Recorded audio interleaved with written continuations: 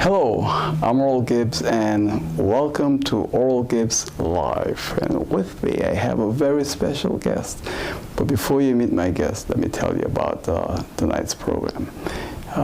This program is made possible by the Windward Islands Bank. The Windward Islands Bank in 3 locations, St. Martin, Phillipsburg, and also in Cul-de-sac and Simpson Bay. The Windward Islands Bank for all your mortgages, loan, you name it, it's a Windward Islands Bank. And GEBE, the local water and electricity company for all your water and electricity needs. It's GEBE. With me, I have this young lady, Miss Maria Chemont. How are you doing? I'm good, thanks, Mr. Gibbs. Nice to be part of your program today. Well, it's good to have you in the program. I still can't get the. I'm saying tonight, we always do it at night. Today we actually stream it in the afternoon. It's a big difference, right? That's right. So it's good afternoon. Yeah. So how things going you so far? Well, I must say good. Alive and well. And that is one of the things that is very important, to be able to be of good health, actually, and to also be able to enjoy life as a pensioner. Even though very busy though. You're one of the most busiest pensioners I know. Yeah. So, but I enjoy what I do. That's nice. And you was in the Netherlands a few months ago. Yes, yeah. I was in the Netherlands for 3 months. I got back home in October. And you enjoyed it? I did, because my children are there, grandchildren are there, friends and family are there. The only thing while I was there, yes, I lost my adopted mom, my foster mom. And that was only the one thing, but it was bittersweet because I didn't have to make 2 trips. Yeah. You know, everything happened. It happened really fast, and she's resting nicely. Condolences. So what about Thank you. The pandemic? Because you remember the last time I had you in the program? Oh, yes.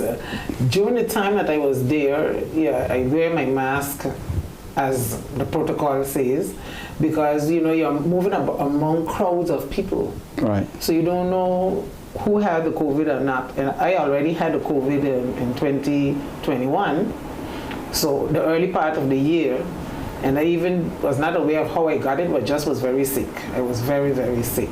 So I thank God for life. Did you go to the hospital? I didn't go to the hospital. There was no need, but I was 3 weeks isolated in my bedroom. Oh, okay. Just peeping through the window, and I can tell everyone that that is not a joke. COVID is not a joke, and we have to be really cautious and take care of ourselves, which I did. I drank a lot of bush teas, a lot of hot soups, and I was well cared for by my neighbors. They cooked the soup, and they brought it for me. Yeah. They rested on the table outside, and I would pick it up. So I thank God for good neighbors. You see, it's always good to live good with people. Oh yeah, definitely. I cherish my neighbors. You know, now that we're looking at things so differently, since Omicron, it looks like the pandemic is finally over, or almost over. It's not over. It's just easing, it's just phasing out, to say, you know, but it is still dangerous, and we cannot let down our guard. Yeah. So I would tell everyone to continue to do what they're supposed to do, to follow the protocols, to be safe. A lot of countries are now relaxing the mandates. All over America, they're doing it now. I was speaking to an elderly guy the other day. About 2 days ago, he said that he's going to continue wearing his mask. Me too. He's also going to continue sanitizing his hands. That's right. For the whole year, he doesn't. But you know what is the big thing that I have with that and the issue? We have been raised knowing that we are supposed to wash our hands. And with the pandemic, suddenly, everybody, they makes a fuss when you tell them, you have to wash your hands or you have to sanitize your hand. So I'm questioning myself. So did that mean to say, when they use the bathroom, they don't wash their hands? When they go outside, they come off of the street into the house, they don't wash your hands?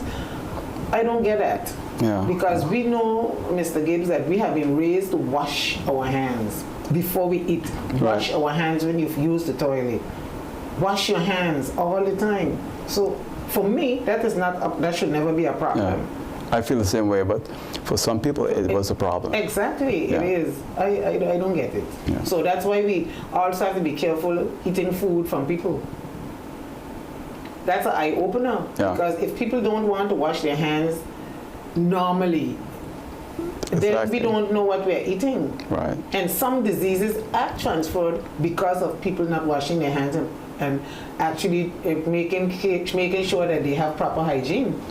And Ms. Chemont, you're a registered nurse, so you know the dangers. Exactly. Yeah. And not only that, I mean, normally you have to be aware under normal circumstances of the bacteria, the germs that hands carry under your nails and all of that. So, I mean, that is something I have always been conscious of. I don't just go and eat from people and grab things, and I have always been careful because the human body is very delicate. And some of those bacteria can cause great harm to the intestines. Yeah. You know, every time that I have in the program, we never have a set topic. We speak about everything, anything you want to speak. We flows. Right. We flows. So I'll ask you, what's on your mind these days? What's on my mind? Right now, for this week, we are looking at different projects that, as I am part of some organizations that are also involved in the projects from St. Martin Dute. Oh, okay. And I am in two organizations that has projects because, for instance, I will say the Windward Islands Emergency Medical Services, the WIMS. Right. We have a plot of land next to the Melford Hazels Sports Complex on Swaliga Road. And that piece of land, every piece of land that is vacant, people seems to use it for a dump site. Even though it's next to the dump. I mean, you find old trucks, trailers, all sorts of things packed on that piece of land. So we are now planning actually to clean off the land to start to put down our building. We have to be begging these folks to move their contraptions that they have on the land. I mean, it is really ridiculous. And as part of the St. Martin Dute, we are having volunteers to assist us in cleaning off that piece of land. So on Saturday, God's willing, we'll be having our project there as well, and sustained with, as I mentioned, with the volunteers from the Dute. So we are planning to really start our building. So we would be in the future coming to the community to assist us when it comes to donations or whatever, blocks and steel and cement to get the building up off the ground. So you all already have a building permit then? We have building, we have the drawings. It's now being readjusted. And we also have the building permit for years. We have a few years that we have. That plot of land is 1,200 square meters of land. And it will be put to a very good use because the building is a training center. It's the Windward Islands Emergency Medical Services Training Center where we give training. Right now, we are down in Dutch Quarter, but every month you have to pay a big bill.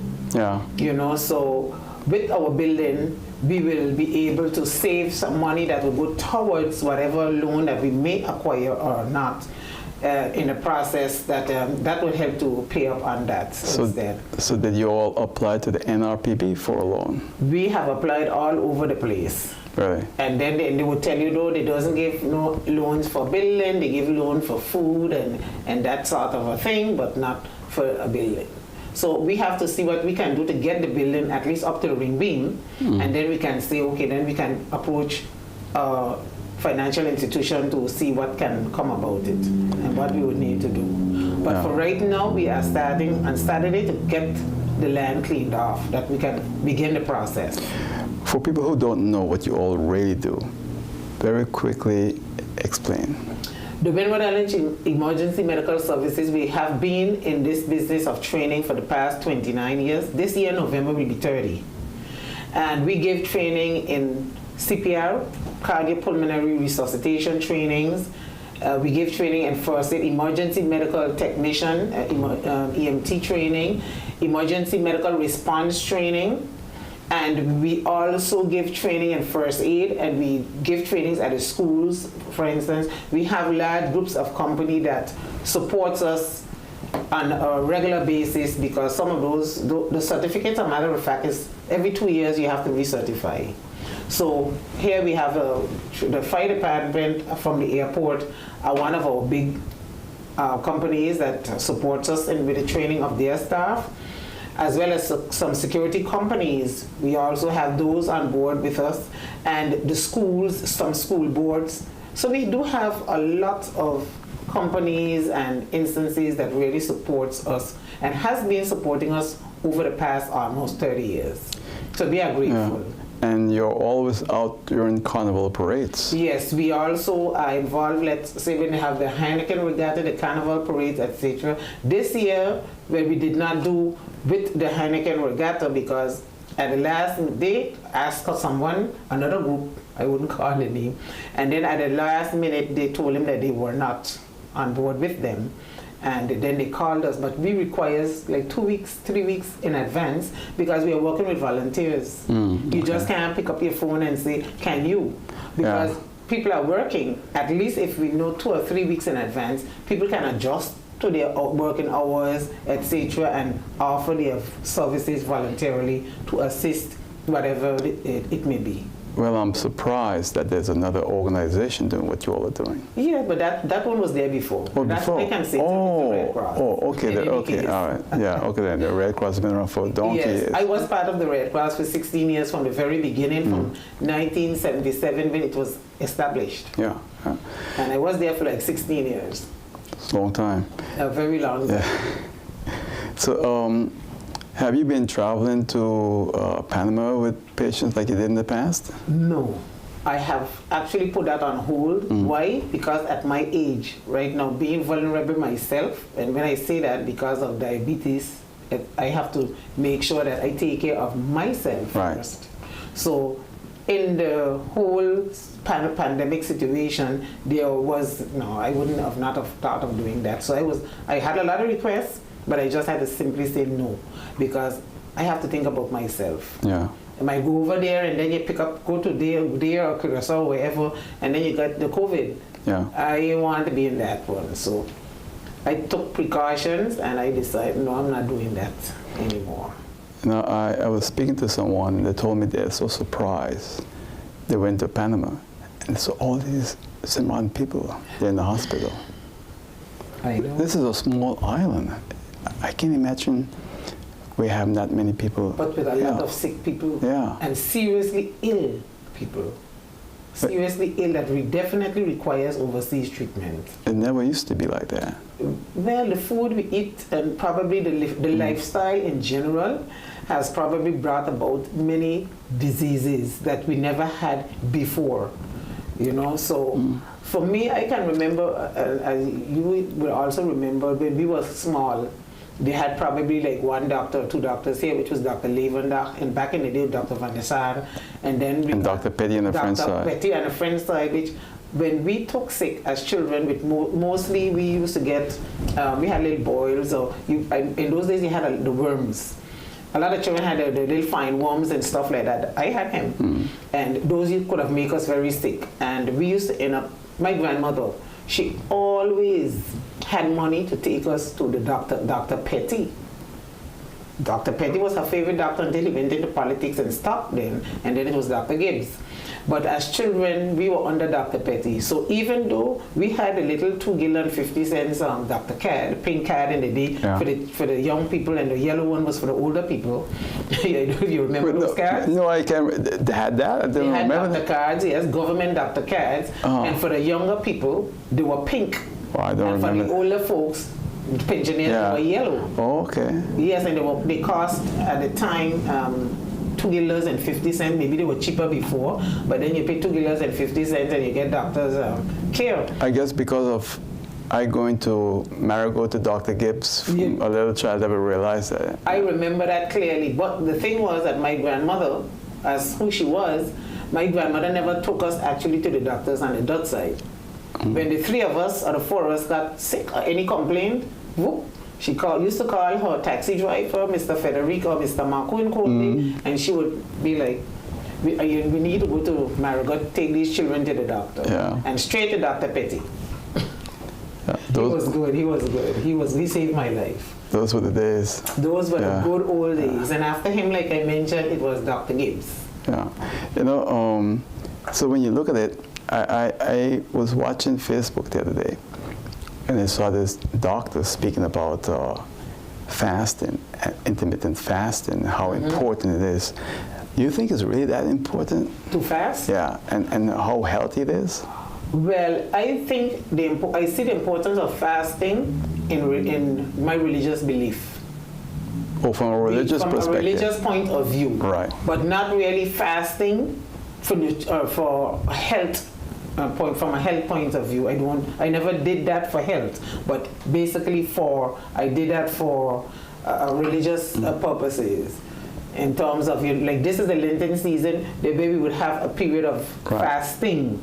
Now at my age, with my situation, I cannot do a whole day fasting. Because of diabetes. Because of the diabetes. Right. I have to think, and God say use wisdom. So I can't be so stupid to think that I'm going to fast a whole day and faint away and be unconscious and my blood sugar drop. That's not wisdom. So you got to maintain that blood sugar. So I have to maintain my blood pressure, my blood sugar, because I am taking medications.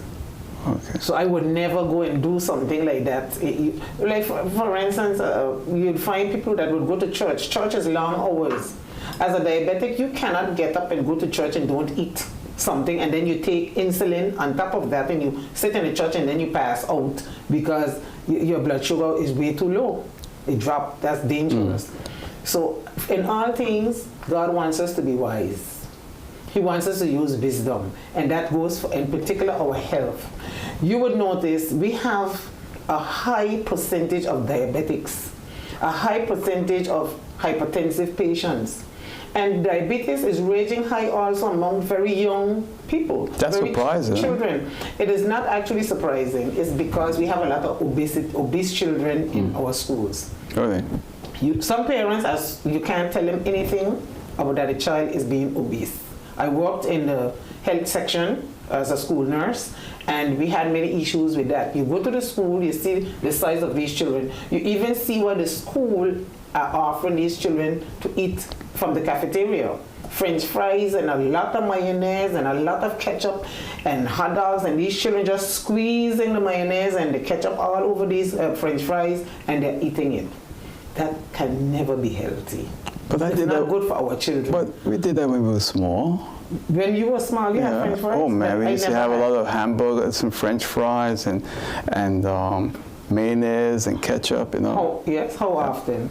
May I ask? I loved it almost every day. Almost every day. And I'm exaggerating. Let me tell you, you remember Raisin snack bar? Raisin snack bar and ghee also. Right. Ghee snack bar. Well, I used to love hamburgers. And almost every day I'll go and get a hamburger. And fries. And milkshake and all of that. But you know what the difference was in those days? I wasn't sitting down on this. Okay, on the that's a difference. Or on the iPad. We were out having a good time. Moving. So we were burning energy. That's the difference. Energy. We were burning the calories. Yeah. And it's amazing to see how people will sit there all day with the gadget and they don't move.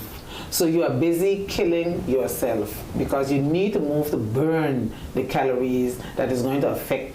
Because and they eat late at night, and they put the pancreas to work very hard with the late night eating and the kind of food. So it's not going to eat at night. Not going to eat late at night. Actually not. Because at night when you're supposed to be resting is when everything in the whole body system is at work. And so you're forcing, if you eat a heavy meal 10, 11 o'clock in the night, you're forcing your pancreas and all of that to digest this fat and grease and food and all of this kind of stuff that it's not good for the whole total body mechanism. It's not good at all. So when you're sleeping is when the body is doing its other work. If you can't rest, if you have something in there that need to get out of the stomach and process. Yeah. So it's working and working over time and even working harder because you are now at a still pace. If you're moving in a day, you're moving, everything is moving, so it's less strenuous on the organs. Yeah. I just want to remind everyone that this program is brought to you by the Windward Islands Bank. The Windward Islands Bank in Phillipsburg, Cul-de-Sac, and Simpson Bay. All your mortgages, needs, whatever it is, financial needs, Windward Island Bank, and we also have GEBE, service run for over 6 decades. Our local water and electricity company, GEBE. And I'm here speaking with Ms. Maria Chemont, a favorite here in Oral Gibbs Live, and speaking about everything. We've been doing interviews with now for what? A lot of years. I go way back. Yeah. A lot of years. And I'm always grateful to give back to, give my input into whatever as a St. Martin, to talk about St. Martin, because there are things that a lot of people doesn't know, they're not aware of, and it's our duty to actually let people know what and how things used to be at one point in time in St. Martin. Yeah, I think we're forgetting so many things now. We are. Yeah. Friday night I went to a program, and it was a cultural program, and then the MC mentioned, yes, St. Martin, chicken leg and Johnny cake. And I could never sit there and keep my mouth closed. So I said, I did this. I put up my finger. I said, no chicken leg and Johnny cake. So then she said, you can't take a joke. I said, no, I don't. That's something serious when it comes to my culture, so I had to answer. What did you tell her? I said, no. I just said, no, not chicken leg and Johnny cake. We have other food that is our culture. And she was like, oh my God, why messing here, So I was like, don't take him, I'm just correcting you.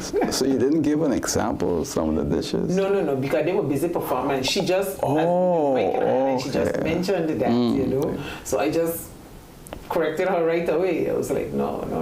That's something came for Carnival after now. People are watching saying, what is St. Martin food then?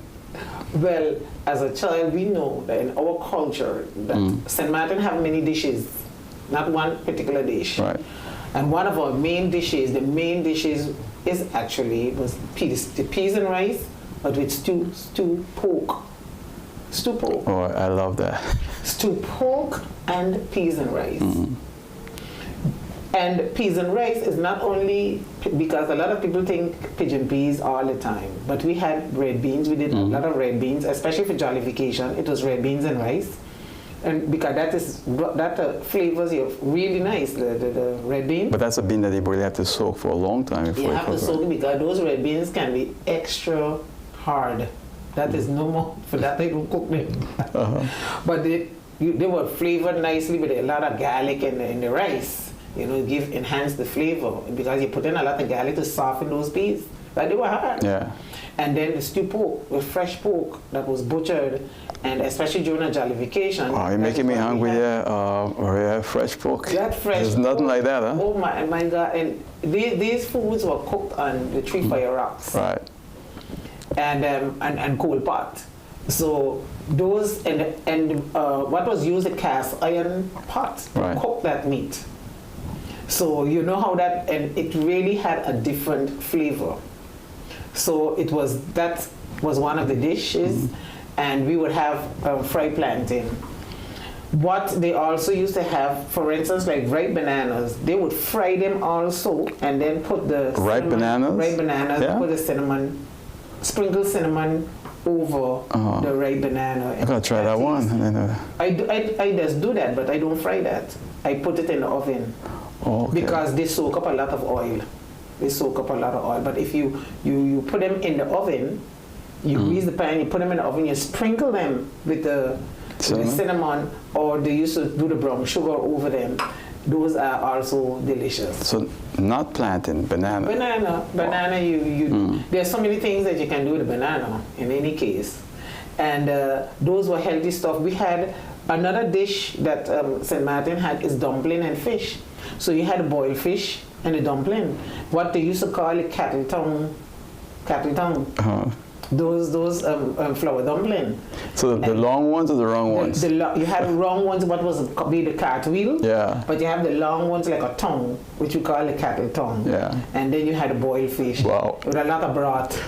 I learned something today, and they call it cattle tongue. Cattle tongue, dumpling, and also you have the cartwheel. And the ones that you would do it is you make the dough a little softer, and you would use a spoon to drop it in the boiling water. We call those droppers. I love those the most. Those droppers with the cow milk. Yeah.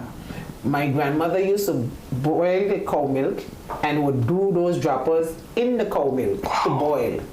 And you didn't need any meat. That had to be delicious, man. Delicious. Wow. Milk, dumpling. I mean, they were the droppers. And I just, so you understand? I can see your face. Where the diabetes is coming from. God forbid. But when we think back on how we used to eat, And again, when people talk about poverty, but actually in St. Martin, people never go sleep hungry. Why? Because they always had the basics in house. Flour, sugar, cornmeal, and rice, even if you don't have any relish. Because the flour, they make flour pap, they make dumpling. How are you going to go sleep hungry? Something going in that boiling water. You must have a pot of boiling water and a fire going, you know. But we never in those days ate much rice. We never ate much rice. We're eating a lot of rice now. But back then, we never ate much rice. Rice was, like I say, for the jollification, red beans and rice, peas and rice. And there was another bean, banawis. They used to call it a banawis. Used to run on the fence. Yeah. And they had a pointed shell, and you could have cooked them green. You can pick them green or when they dry. And those also used to make a delicious peas and rice. You know, like you said about rice, when we were growing up, we used to eat our main meal at 12, 1 o'clock in the day, not at night. And at night, just a slice of bread and some tea. How you used to eat? In the morning, we run off to school with a piece of bread. Most of the time, that bread was dry bread, at hand to run to catch the bus. When we came back from school, it was then tea. Because it was just tea and bread or tea and Johnny cake. You know, as I say, maybe a piece of butter in it, maybe not. But we ate like that. Because what happened, after that, we would go to the bush to pick wood to be able for my grandmother to cook on the 3 fire rocks. So on the 3 fire rocks now in the evening time is when we would eat. Oh, okay. Because that is when she's cooking, because all day, when we come from school, we had to pick wood. We had to pick rocks. Because back in the day, as I have mentioned before in this program, we had to sell rocks. Yeah, I remember that, yeah. Yes. So all those were chores that we had to do. So there was no time to sit. You had to walk. As a matter of fact, you had to walk from KB. I had to walk from KB, go to Colby in the shop to get the food. Sometimes you reach by the shop in Colby, you reach back home, they didn't have what Granny sent us for. We had to go to Simpson Bay. That far? That far, we had to go to Simpson Bay in the shop. You know, but back in the day, what the beauty of it was, when we think back, all shops and stores were owned by local people. There were no Chinese? We didn't even know about that ethnic group because we never saw them here in this island. Exactly. When I was small. Yeah, you're right. We never saw them. So they were non-existent, and all shops and stores were owned by locals. Whether it was on the Dutch side or the French side, they were all local store owners. Is it true that you go to the shop in those days, and if you didn't have money, they make a note of what you purchase and you get credit and so forth? That's a very good question. Back in those days, I know that there was something you call credit. The shop owners, we had credit by 2 shops, which was the Bells, Miss Lally Bells in Colby, and Miss Regina Peterson in Simpson Bay, when it come to food. And each one of them had a book. And my grandmother's name was written in the book. We go to the shop, Granny gave us a list, and we asked, and everything was sold by the pound, the half pound. There was no thought of ounces. It was half pound or pounds. And or half lit and liter, which would be sweet oil. That was sold by the lit or the half lit, and you had carry a bottle. You can carry your own bottle. Oh, and then they fill it for you? And they would fill it from the bigger bucket or container. And butter and lard were also in a big square tall container that were also sold, like 5 cents butter, 10 cent lard, that kind of thing they used to talk about back in the day.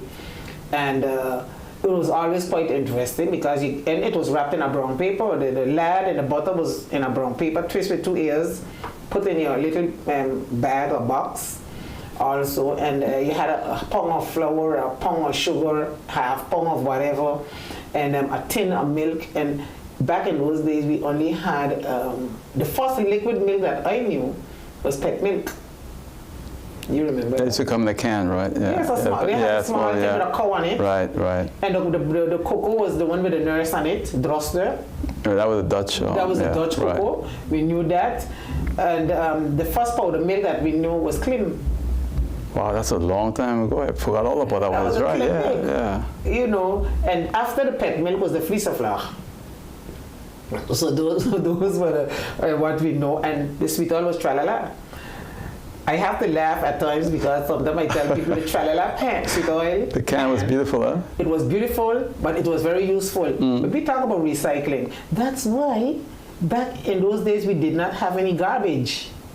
Because everything was recycled. The bottles were used as glasses to drink, even though these senior citizens back in the day, they had a whole big press of... I got to tell you something about that. Go ahead. ...of glasses and all kind of wares, but you were not allowed to use them because they were for when visitors come. Yeah. So as children, you drink your tea out of a bottle, they recycle a pan, put a handle on the pan, they would call it a saucepan with a handle, you know, and that was to drink your water or drink your tea or whatever. And but those days, like to go back to the Tralala pan, that Tralala sweet oil pan was used as a bucket to dip up water from the cistern. When you open it on both sides and you take off the end, it was used as a baking sheet. Really? To bake the bread. Wow, I didn't know that one. Flatten it. Yeah. It was also used as a grater to grate the coconuts. Yeah. They would open it up and then they would take a board about this width and they would nail it onto the board. So then you have the coconut. When you grate, you take a nail and you punch all the holes in it with a nail and a hammer. So the rough side is up. Right. And so you grate it on the outside and it falls on the board on the inside and it goes into the dish. We grate sweet potatoes and coconuts and that make from the Tralala sweet oil pan. It's incredible. The Tralala sweet oil pan was also a baking pan to bake the whole loaf of bread in the rack oven. The same Tralala pan. Wow. You know, so Tralala had a lot of uses. So therefore we didn't have all this garbage. That's true, yeah. And if you had anything like garbage, everybody in St. Martin had a tank, a drum in the yard. We would burn. Yeah, we had one too, yeah. You dig a hole, you throw the ashes in it and you cover it over.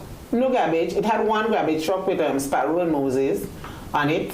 And how much garbage? I can't even remember putting garbage outside as a child anywhere. And you remember what the dump was, right? On 8th Road. Yeah. 8th Road is where the dump was. So I just love to recall St. Martin history. And these are things that need to be recorded. Mr. Alfonso Blyden is doing a super good job in recording the archives, doing that, a lot of that. And every opportunity that I get to make a presentation for a cultural activity that some of my organizations would keep, I would go and speak just like what I'm saying here now. Because people, especially the younger children, they would be like, that used to happen, that was like that? And I would be like, yes. Interesting. I say, you all need to understand where you come from. Life wasn't a luxury for us back then. It's a luxury for you all now. That's true. Very few of us had toilets and all that. We had an outhouse. Yeah. We had an outhouse, and at night you use what they call a potty or a pot or a slap pail. And in the morning you go outside and you throw it in the outhouse. The outhouse had a door, and it was wood. It was something open. There was nothing to flush. It was a terrible smell. It was something terrible, but I believe... terrible smell. I hated it because of that. Well, you know what happened? It was smelling bad, but you got accustomed of the scent. Now, if you do that to me, now I can't take it. Because I have become disaccustomed in modern time, I would find myself, but this is the lifestyle of many countries, undeveloped countries, third world countries. And we went through, we went through that. As a child, you're afraid that you're going to fall down in that hole too. Oh, well, we used to get up and stand up, stoop down over it and all of those kind of things. I mean, you know, children were very adventurous and we looking down to see what drop out and what else there, you know. I mean, it was funny, but we did not know differently. I learned differently when I went to Curacao, of course. later on that you learn differently. This is why you're seeing. But they too had outhouses. Yeah. In 69, there were outhouses in Curacao. It's just Where they left. It's just like Curacao was more advanced. It was than more Zimbabwe. advanced, but up to when I went there in 69, that they had that. They had that too. Still. Because we can hear names and we can also think of a lot of luxury. But when I went there, it was not all that luxurious, not from my family living in Westpint, they call Bandabao, down there. And to my amazement, when I visited Curacao a few years ago, I went with my brother to Bandabao because that's where they from. But they don't live there anymore. My mother died, she moved out and she died in Holland and so forth. But it was, to me, when I went there in 69, life was even harder for me, picking rocks and wood in St. Martin, than when I went to Curacao and Bandabao. Believe it or not. My mother had a rough life. And it was a poor life. And for that, I am always grateful for my foster family. I'm grateful to God, first of all, for always directing me to people in my life that was a blessing. And that's why I always tell people, God, for each and every one of us, God has a plan. And at times for you to be able to get to a perfect outcome or a great outcome, you must go through a period of situations where you can make an evaluation of your life along that path. And that's why I tell people, when we talk about where we are today and where I am, I must look back to where I come from. It's important. And not only for me, but for my children and for my grandchildren. Because we were never always who we are now. Me then. But because of them being my seeds, I must say, they also have to learn to understand where I came from as a tree and where my roots are spread out. Because you have the tree, but if that tree does not have good roots and grounded roots, the branches can never hold. The branches are my children, or our children, because you have your roots, you are the tree, and your children and grandchildren would be your branches. To get those branches to be nutritious, to continue to flourish and bear good fruit, your roots must be grounded, and grounded well. Anything shake, they're still grounded. Wind blow, you go along with it, but those roots are firm. What I'm saying here is the foundation that we come from. As a human being, we should have a solid foundation. It does not matter what the storm of life may bring us. Once children are based on a solid foundation, they become good citizens with integrity. And it's sometimes when I look at some of our people, I'm wondering why and how they become who they are. Where have integrity gone? Because they were not brought up that way. Is it greed? Is it because of material things? And this is where the Bible said, we need to remember that material things only last for a time. And COVID has shown us that. There were people, rich people, all over the world, plane, car, boat, but money in the bank. One unseen virus that you couldn't see with the naked eye put the world on halt. Rich man couldn't get at his money. He couldn't even get outside in his car because he had to stay inside. He was hostage. Right, he made money. Must add this though. He made billions because during COVID, most of the very wealthy people became even more wealthier. In fact, there was some numbers that got a lot of people angry. Here you had these people, billionaires, and by the end of the first year of COVID, they had another, 40, 60 new billionaires. So rich people made it well. It's we the poor people who didn't do well at all. They have always had a way to get around it. But however, even though it was short-lived Yeah. for them, they still had more than 24 hours that they could not touch nor move. Yeah. Trust me, and that's the point I'm making. I just wanted to add that because Yes, I get you. for my audience, it's important for them to know. I get you. A lot of people became wealthy because of COVID, and a lot of people also became very poor because of COVID. But also already people right on the borderline of being poor, and now they're really suffering.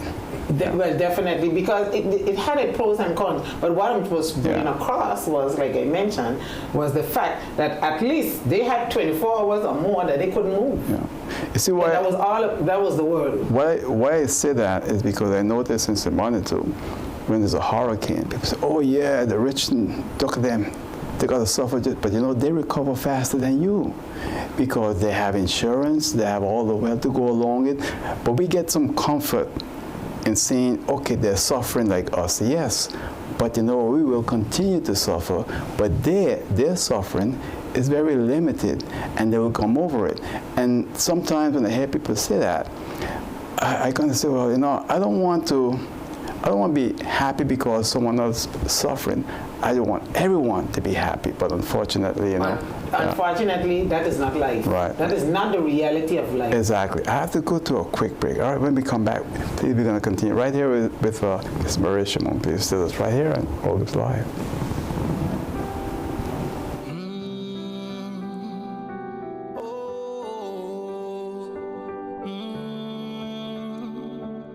In order to know what you want out of life, you need to observe, listen, and try it yourself. Promises, we can make it. If we work together, that's just how it is. Let's stand strong, and serve the land. Working hard as one nation, yes we can. The more difficult it is to achieve, the more satisfying it is to make it. Just believe in us, we'll see you through it all. Oh, never give up. Oh, never give up. We can make it. Never forget those who were there for you. And if you dream big, you might just achieve it. The power to serve, standing for community. OGB got the power to serve, the power to serve. We got the energy. OGB.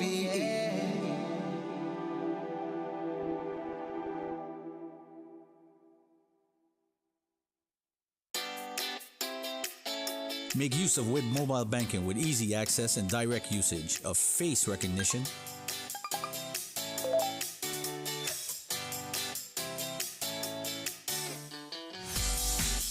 PIN code,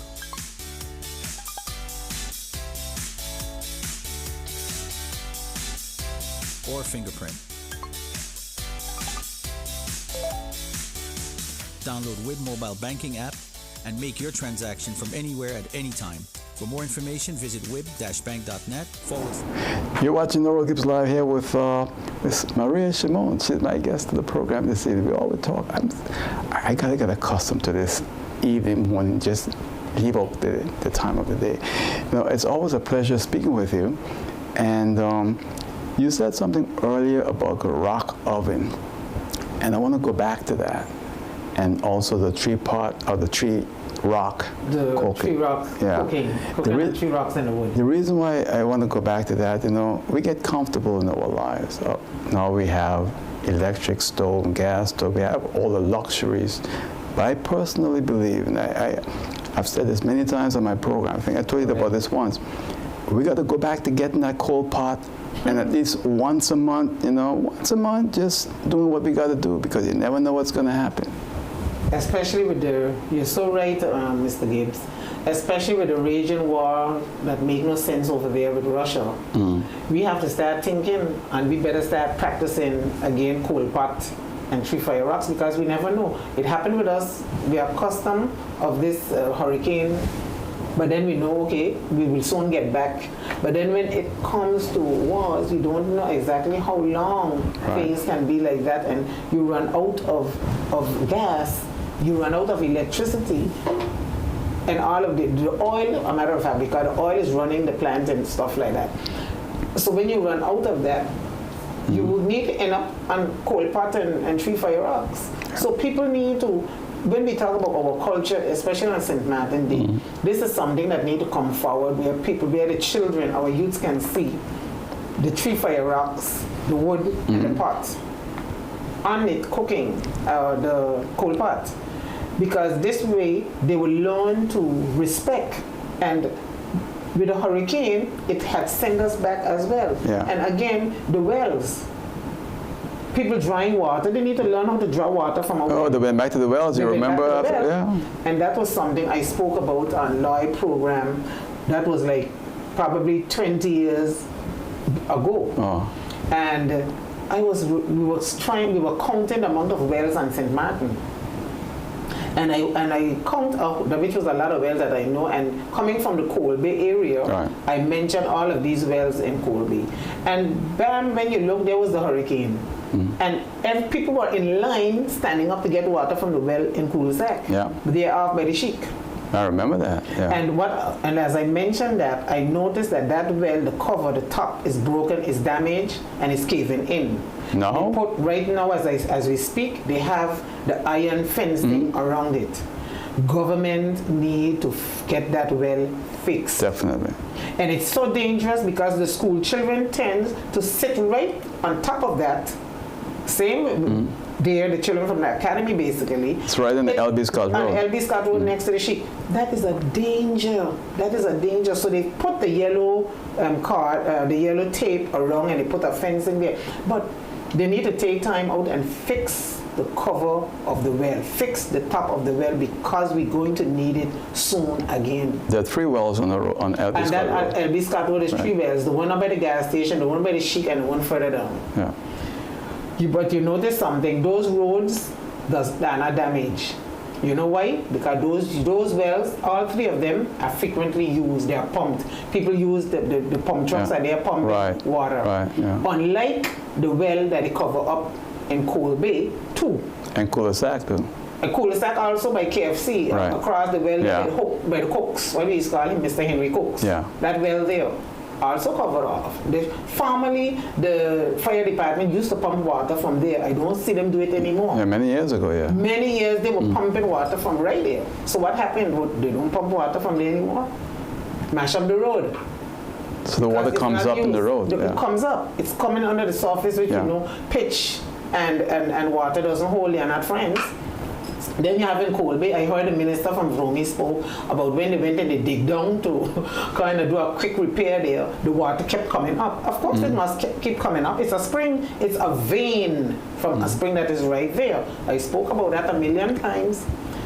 The Peterson building, they built a building there and they covered up the mouth of the well. That well was used when I was a kid. Many people it had a draft. And they would have the animals drinking, the cows and the sheep and the goat would drink water right there. People use water to water their garden. They come up with wheelbarrows and buckets and they would take the water from there. They would wet their garden and stuff like that. Condemned. What is going to happen there? That's a danger. How you expect the road to hold good if the water is not? They have to be able to pump. Well, I heard the minister say they're making a drainage under the road to run the water, God knows where. But we need to we have water, we need to use what we have. Because it's the same thing I'm saying, there's so many things that can be done in St. Martin with our well water. The same process what they're doing, we are buying bottled water from all over the world, but nobody would think on, someday we can process our spring water from the natural springs and make our drinking water and bottle it and export it as well. Nobody thinking about that. But you know what has happened over the years? As a little boy, I remember going to St. Peter's for the first time. it was like Eden. It was like the Garden of Eden. Beautiful. All these Beautiful. fruit trees and everything else. Unbelievable. And there was this well. I don't know if you remember the well in St. Peter's. There's a well in St. Peter's Yeah, and somewhere there by the Carter. I think it's what that Well, name? I can't remember the road. Tangerine Road, I Yeah, believe it is, yes. but it's close to, I think, where Koto. It's in the back. It's Right. where the Carter, one of the Carter daughters live. But anyway, close. it was central to St. Peter's. Correct. And if you look at St. Peter's now, the water basis is very high because the water comes up, and then everyone built a sewage pit. The water is all contaminated. Very much so. So that's a concern. Very much so. One of the things, like for instance, those wells, the main well is on the top of St. Peter's Hill. The veins from that spring, that's a well, it's a spring, and the veins from that Come is down, spread out yeah. and it's coming down on the flat because it's high and it's the veins. Goes over to the French side too, huh? It goes all over. Yeah. It is at the top of St. Right. Peter's Hill. I know that it's there because I saw it. We went there hiking, and this is something that they need to do, and they need to look for these points. And there was this well. It has a lot of green, like green little small moss. The little leaves are very small. Yeah. And when we dipped up the glass of water from the spring, it was ice cold and the frost was running off. I know. In that same hill, you would find a lot of the varans. I forget the name now in English. Those green hanging plants. And also they have ivies as well. Like some fawns, like that. Fawns. That's the word I'm looking for. Fawns, right up there. The different fawns. But amazingly is, if you take those fawns and you bring them down in the heat, they're dead. Up there's more cool. Because up there, they are accustomed of the colds. Because we tried it, we came down with some fawns, and I planned these things, and the next thing I know, they were all hanging, and they were dead. So I know that they are in the nature of the coolness, so therefore you cannot bring them down in the heat because they're not going to survive. But it's so beautiful up there. It's a place of meditation. You go there and it's so beautiful. It's so cool and very refreshing. So I know that the well is at the top there. Yeah. And those are the veins that are spread out even because I live in Retreat Estate. And at a certain depth of 4 feet, you can't go no further because the water's coming up at you. You're right across from the well then in Retreat. Not so far. No, I live in the back of the St. Martin home. Oh, okay. All right. Yes, but the soil there is also wet and it's a spring also from the veins as well, and it runs all the way down to cul-de-sac. Because, that is cul-de-sac where we live as well. Yeah. But St. Martin only have 7 districts. So that is the district of cul-de-sac, and that is where all those veins are running left and right. So if we don't, they bring people here to do work, for instance, in construction, engineers. But the engineers are not aware of our springs. They are not aware. And sometimes they do construction, they build at a certain time, their way of construction is European land, flat, that don't have this issue. We are here, hills and valleys. We have to give a different thought when it comes to construction according to our island natural, I must say, setting when it comes to construction. That's why the older people that used to construct the roads, they would build the roads differently. And they use also a different material in it. We use a lot of steel also in the road. We really talk about concrete. But steel tend to rust, swell, pop, and that's it. But there's a material from nature which we call sea rocks. It's harder than steel. You pour that in a concrete because a lot of our foundation of our homes and ring beams were built with.